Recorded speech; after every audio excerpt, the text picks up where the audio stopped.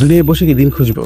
না, সম্ভব নয়। এই দুনিয়ায় দিন পাওয়া যায় না যদি তুমি তাকে দুনিয়ার মানদণ্ডে খোঁজো। তাহলে পথ কোনটি? ধরো তোমার চোখের সামনে এক নিষ্পাপ মানুষকে হত্যা করা হচ্ছে আর তুমি নামাজে নিমগ্ন। তুমি তাকে বাঁচানোর জন্য তৃপ্ত কণ্ঠে অর্থ না জানার সূরা পাঠ করছো। এটাই কি দিন? দুটি পথ আছে আমাদের সামনে। প্রথম পথ নিয়ত। তুমি যদি বারবার ওমরা করো, প্রতিবার কোরবানিতে দামি পশু দাও, ফিলিস্তিনের ছবি পোস্ট করো, কিন্তু তোমার নিয়ত যদি হয় লোক দেখানো, তবে সে সবই মিথ্যা। তুমি জিমে যাও, কিন্তু মনে রেখো তোমার শক্তি যেন হয় আল্লাহর রাস্তায় দাঁড়ানোর জন্য।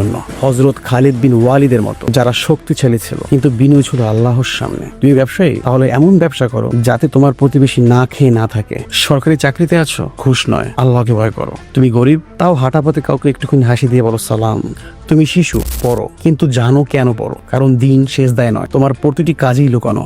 শুধু নিয়তের ছোঁয়া চাই। যে পথ আল্লাহ থেকে সরিয়ে নেয় সে পথ থেকে ফিরে আসো।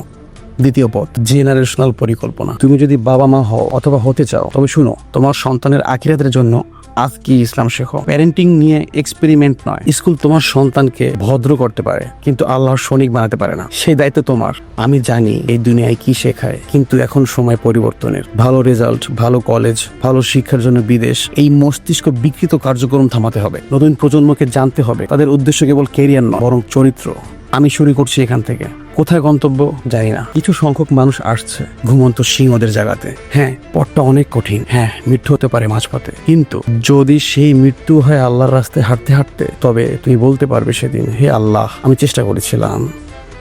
তুমি আমার টার্গেট নাও। আমার টার্গেট তারা যারা আজকে দুনিয়ার পেছনে ছুটছে, যাদের চোখে সফলতা মানে অঢেল টাকা, বাড়ি, গাড়ি, সরকারি চাকরি, Instagram follow, fashion blog, family show. তাদের কাছে আমি পৌঁছতে পারবো না, কিন্তু তুমি পারবে। তাই আমি আমার দায়িত্ব শেষ করছি।